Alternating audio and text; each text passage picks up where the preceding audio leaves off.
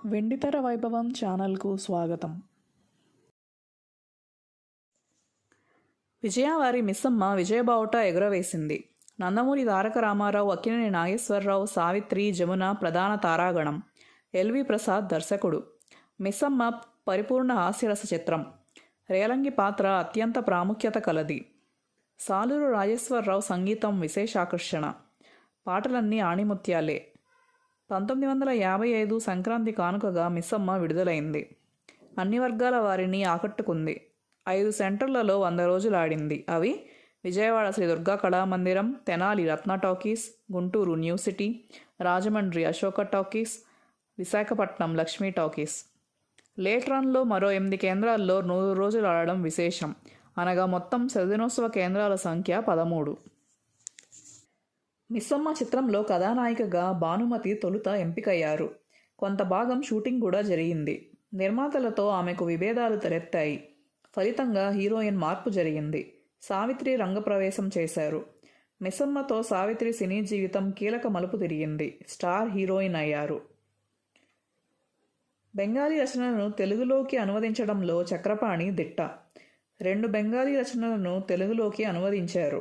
ఆ రెంటిని మిళితం చేసి మిస్సమ్మ కథను తయారు చేశారు. ప్రతి పాత్రను ఒక ప్రత్యేక విధానంలో మలిచారు. రేలంగి వేసిన దేవయ్య పాత్రను అపురూపంగా తీర్చిదిద్దారు.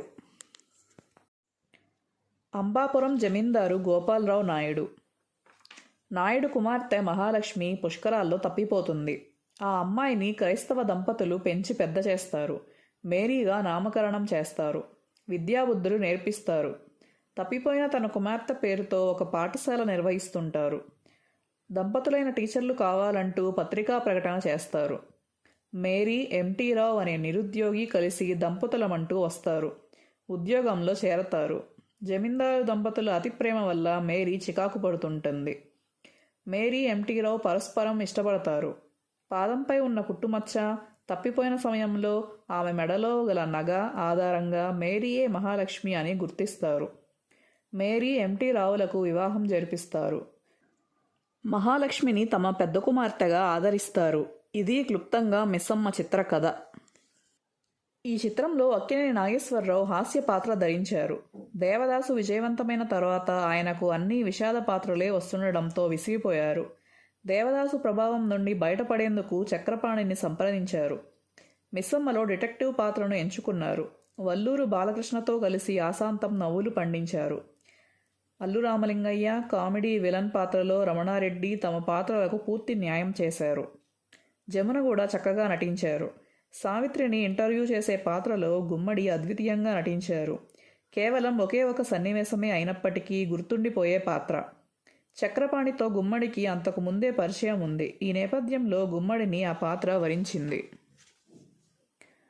మిస్సమ్మలో చక్కని పాటలున్నాయి. సంగీత దర్శకుడు ఎస్ రాజేశ్వరరావు మధురమైన బాణీలు సమకూర్చారు. ఏఎం రాజాతో పాడించారు. ఘంటసాల పాటలేవీ లేకపోవడం కూడా విశేషమే.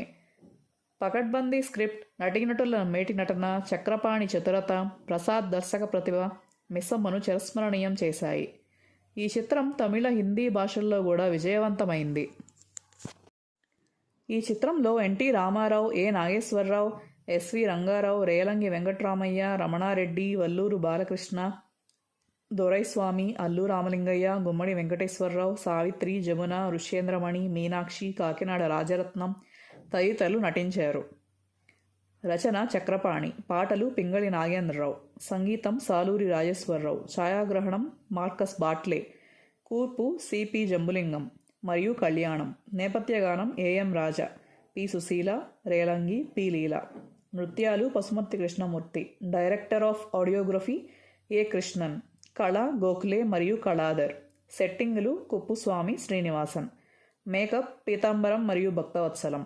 స్టూడియో విజయ వాహిని. చిత్రానువాదం చక్రపాణి. దర్శకుడు ప్రసాద్. నిర్మాతలు నాగిరెడ్డి, చక్రపాణి. విజయ release. Please like, share and subscribe.